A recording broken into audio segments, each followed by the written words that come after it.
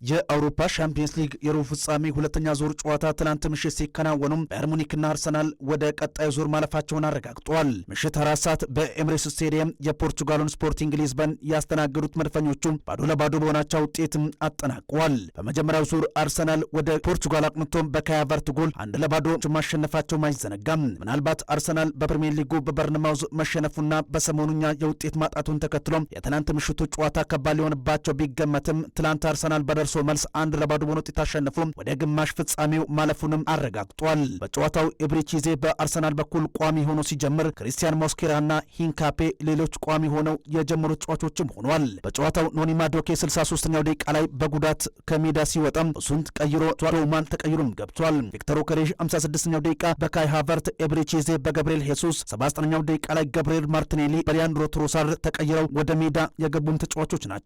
በጨዋታው ያን ያክል አስደንጋጭ ሙከራ የታየበት ሳይሆን ጨዋታው ብዙም ሙከራ ሳይደረግበት ባዶ ለባዶ በሆነ ጨዋታ ተጠናቋል።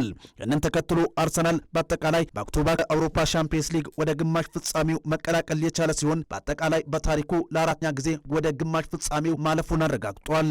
ጨዋታው በኋላ ማይክል አርቴታ በሰጡት አስተያየት የምሽቱን ጨዋታ በማሸነፋችን በጣም ደስ ብሎኛል። እኛ መጠቀም የነበረብንን እድል ሳንጠቀም ቀርተናል። እያመሸንም የነበረው እድሎችን ስናመክን ነበር ነው ብለዋል። ይህንን ነገር ማስተካከል አለብን፣ በቀጣይ መፍትሄ ይፈለግለታል ያሉ ሲሆን ይህንን ጨዋታ ማሸነፋችን ለሲቲው ጨዋታ ትልቅ ተነሳሽነት ይፈጥራልም ሲሉ ተደምጧል። ከዚህ በተጨማሪም በአውሮፓ ሻምፒየንስ ሊግ የቀረነው ከእንግሊዝ እኛ ብቻ ነን። ይህ ደግሞ በምክንያት ነው። የሆነውን ሁሉ ስላሳካን በደንብ መደሰት ይኖርብናል ሲሉም አስተያየታቸውንም ሰጥቷል። ከዛም ባሻገር ዴክላን ራይስ ሐሳቡን የሰጠው ሌላኛው የመድፈኞቹ ተጫዋች ሲሆን የጨዋታው እጅግ ውጤት ይገባን ነበር፣ ነገር ግን አላደረግንም። ቀጣይ እያንዳንዱን ጨዋታ ማሸነፍ አለብን። እኔና ጓደኞቼ መዘጋጀት አለብን፣ እንዳለብንም እናውቃለንም ብሏል። በደጋፊዎች እየተነሳበት ስላለው ቅሬታ የተጠየቀው ዴክላን ራይስም እንዲህ ሲል ሐሳቡን ሰጥቷል። ይህ አርሰናል ነው፣ ጥሩ ካልተጫወትክ ደግሞ ተቃውሞ ይደርስባል ሲል አስተያየቱንም ዴክላን ራይስ ሰጥቷል።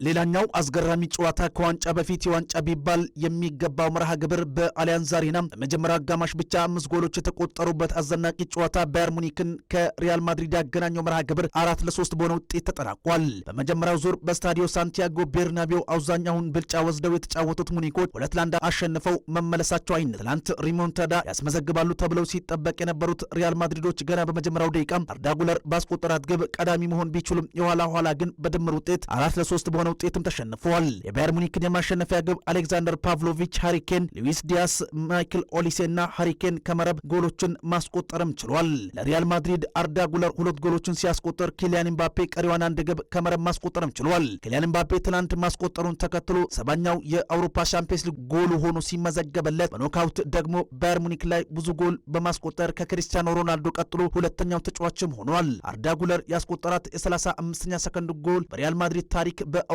ሻምፒየንስ ሊግ ፈጣና ጎል ሆናም ተመዝግባለች።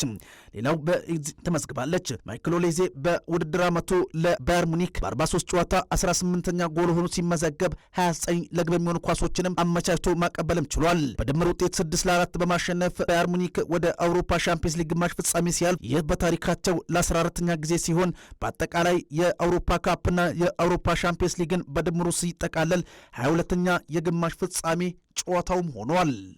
ከጨዋታው በኋላ ቪሴንቲን ኮምፓኒ ሐሳባቸውን የሰጡ ሲሆን ማሸነፍ በጣም ይገባን ነበር፣ በጣም ደስተኛ ነን። ሪያል ማድሪድን ስትገጥም ጥንቃቄ ትመርጣለህ፣ እኛም ያንን አድርገን አሸንፈናል።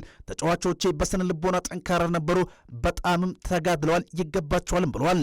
ደጋፊዎች ደግሞ ይህንን ውጤት እንድናመጣ ስለረዱን ከልብ እናመሰግናለን የሚል አስተያየትንም ሰጡ።